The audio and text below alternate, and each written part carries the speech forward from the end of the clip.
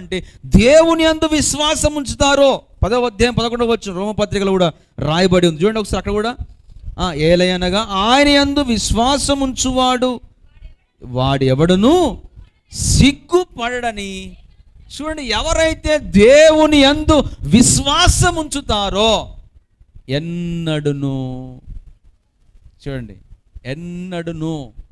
సిగ్గుపరచబడడు. ఆయన యందు విశ్వాసం ఉంచాలి. మరి ఆయన యందు విశ్వాసం ఉంచేవారు ఎలా ఉంటారంటే ప్రార్థిస్తారు. వాళ్ళు ఎలా ఉంటారు? వాళ్ళు చెప్పండి, ఎలా ఉంటారు? ప్రార్థిస్తారు. ఏ కుటుంబం అయితే ఆయన యందు విశ్వాసం ఉంచి ప్రార్థన చేసి ఆయన నమ్ముతుందో ఆ కుటుంబం ఎలా ఉంటుందంటే భయభక్తులు కలిగి ఉంటుంది. దేవునికి మహిమ కలుగును గాక. ఆయన యందు భయభక్తులు కలిగినటువంటి కుటుంబం ఎలా ఉంటుందంటే ఎన్నడూను సిగ్గుపరచబడదు. దేవునికి స్తోత్రం.